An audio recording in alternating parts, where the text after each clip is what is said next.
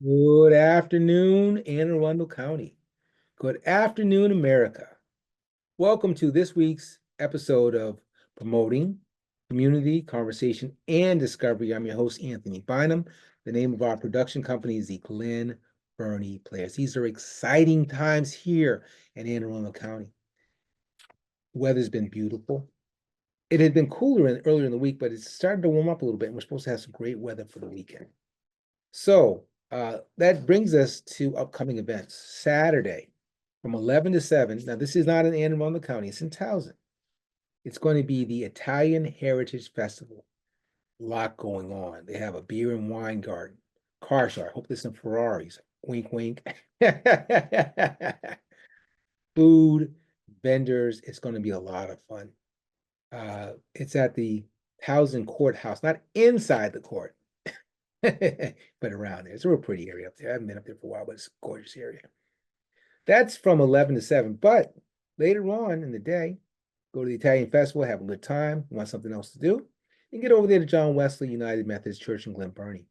They're having a combination play fashion show. It's called What's in Your Closet.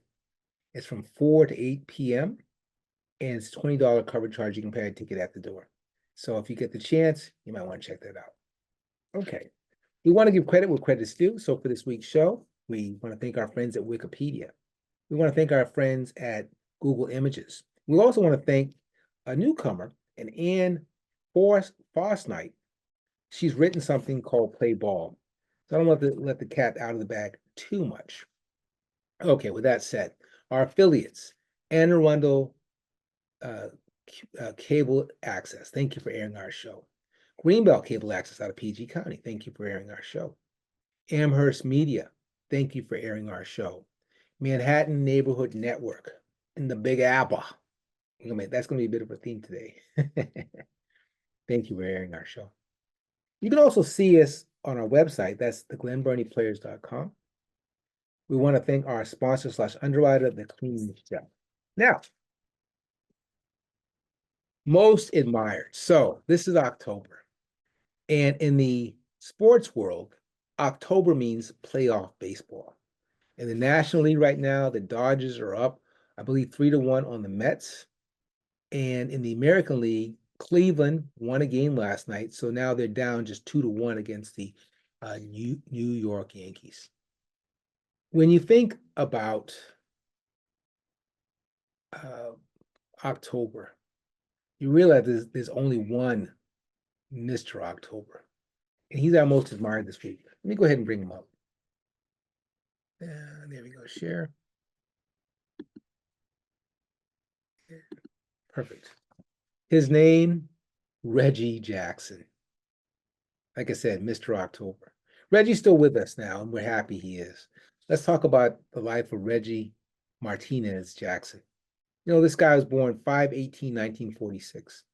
He played in the majors for 21 years. That's one heck of a show life, man. He was voted in the Hall of Fame 1993. He started off as a rookie with the Kansas City A's, but the franchise moved from Kansas City to Oakland, became the Oakland A's or Oakland Athletics. And under the great ownership of Charlie Finley, or Charlie O, as they called him, they prospered. They were so colorful. The uniforms, the green and the yellow, or I don't know if it was yellow or gold, and the players, all were exotic guys. I saw a guy this morning at Dunkin' Donuts, and I said, "Oh, you got the Raleigh Fingers mustache going on," because he had the little crazy mustache sort of thing going on. I know those guys because that was my first major sports team. I loved them.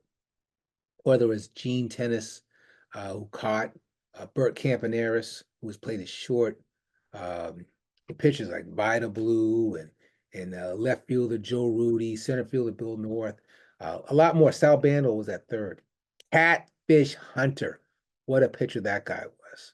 Wow. But today we want to talk about Reggie Jackson. You see, in those 4 or 5 years with the Oakland A's, they always won. They always won. They won three world championships. I think they lost one. So they were like there like 4 or 5 years in a row. They won like 3 of them. Reggie Jackson, this guy, But he didn't become Mr. Clutch. He didn't become Mr. October with the Oakland A's, actually. See, after Oakland, it was a contract dispute. You know how these things go. And he ended up in Baltimore. And it was a bit of a down year. He was not a great Baltimore Oriole. In fact, I remember having a conversation with a friend of mine, my Maeve days, and he said, "Oh, he was terrible when he was in Baltimore." Well, I found out part of what that was about. It's about a contract thing, you know, and the best thing that they could do is part ways. Okay. However, the great Jim Palmer said, as much of a as much trouble as Reggie could be, as big ego as Reggie had, they should have resigned the guy. That said, he goes to New York. Not everybody blooms in New York. There are some shrinking violets. Not this guy. I believe the Yankees won two more championships with Reggie. I remember maybe the greatest game ever was that game where he hit in the World Series against the Dodgers, 3 home runs in a row off 3 pitches. I believe it cemented the World Series for them. But I found out something in my reading. See, the last game, the last pitch of the last game, his last at bat, he hit a home run. This guy hit 4 homers in a row on 4 pitches. Say that 3 times real fast. Let's look at his career. Guy had 2,584 hits. That's a lot of hits. 563 home runs. That's a lot of home runs. He's way the heck up there. 1,702 RBIs. He was an all-star 14 times. And again, 5 World Series championships. Plus, he was a special front office guy with the Houston Astros. So it's actually, you can add another one. He probably got a ring out of that one too. However, the great Reggie, beautiful stroke, but he struck out a lot too. Matter of fact, he's the all-time leading strikeout king. Well, 563 home runs, right? Something's got to give, right? That's what I guess that's what they mean by swing for the fences. I guess that's what that term means. Probably not where it comes from, but in high school, this guy was offered football scholarships that offered one to Alabama, one to he didn't want to play for Bear Bryant. He wanted to go down south. Matter of fact, Oklahoma was considered south. He didn't want to go there because guys, some of the people weren't all that crazy about his freedoms and his lifestyle choices. That probably didn't come out the wrong way because Reggie Jackson, he was a big fan of women. So I don't need to go any further into that. Let's just say that he ended up going to Arizona State, and he was a dominant guy, but he kept getting injured in the football field. That's when he switched over to baseball. That's when he switched over to baseball. Big ego, this guy. He got into a lot of fights too. Players talked a lot of smack from the articles. However, it was his relationship with Billy Martin that was the most flammable, combustible. Oh God, Billy Martin and Reggie Jackson were like oil and vinegar, man. Billy Martin was a great coach, and he had won before. He got into the top. I don't think Detroit won it all with him, but he got into the top. He knew what he was doing. He was a heck of a coach. But he would get on Reggie Jackson, boy. And they had some playoff. They had some stuff in the right on TV. And Billy Martin was not afraid of anything. He was a wiry guy who wasn't afraid to take your hit. Anyway, they got into it. But for clutch, like I said, not everybody can shine under the lights in New York. Not everybody. But Reggie Jackson did. Anyway, he left New York and ended up going to California. And he was good with the Angels too. That was Gene Autry's team. Gene Autry found out there was a chance to get Reggie Jackson. So, hey man, this guy is doing a lot of guys. He's doing a lot of people. But he was incredible on the field. He just was. He just was. So we had to say most admired this week goes through Reggie. Martinez Jackson. Okay, so now we want to talk about something of consequence regarding Anne Arundel County, and I'm just going to go forward. So you see the website is called Abundant Life Church.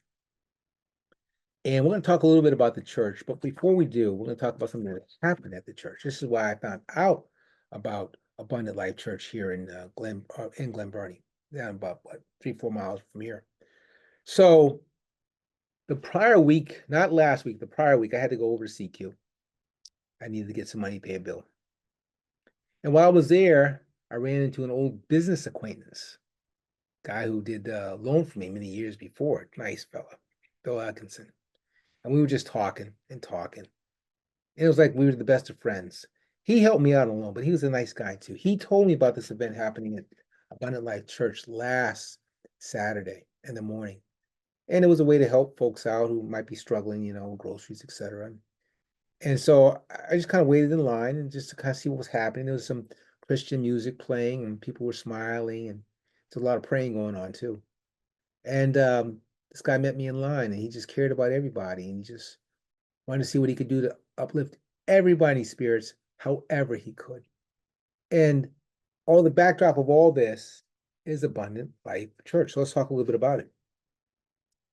They have a mission, and it is to celebrate people, it is to connect with people, and it is to serve people.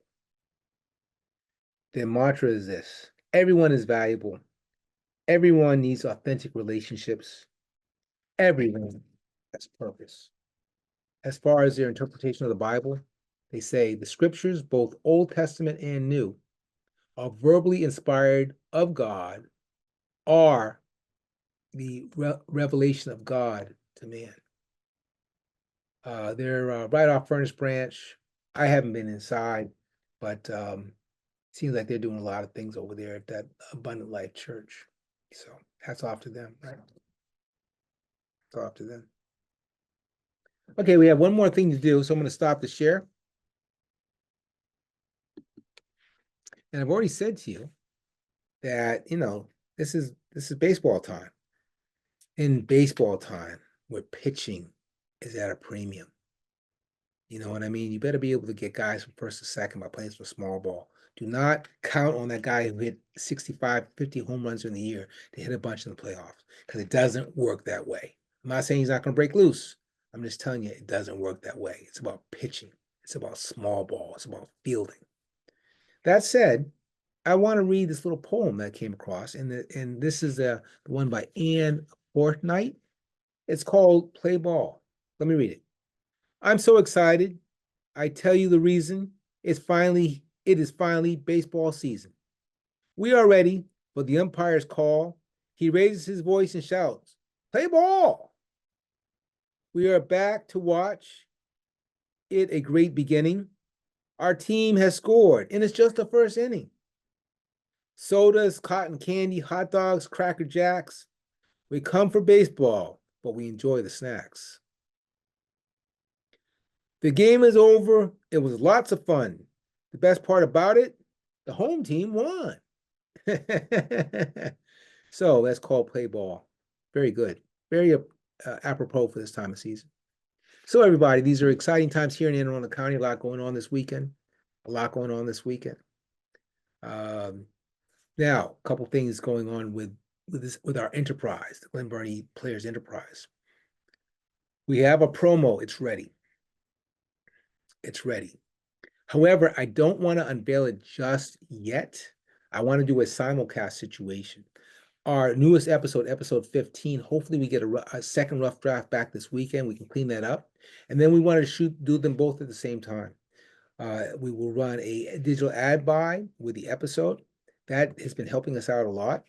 We're getting about 3,000 views, give or take. Well, so that helps you out a lot. You're trying to get the word out there. And as far as the promo is concerned, we want to run that through Nextdoor. That's probably my favorite site. It works the best for the kind of thing we're doing here. So we'll see about that. So for everyone here at the Glen Burnie Players, again, my name is Anthony Bynum. Until next time. Bye-bye.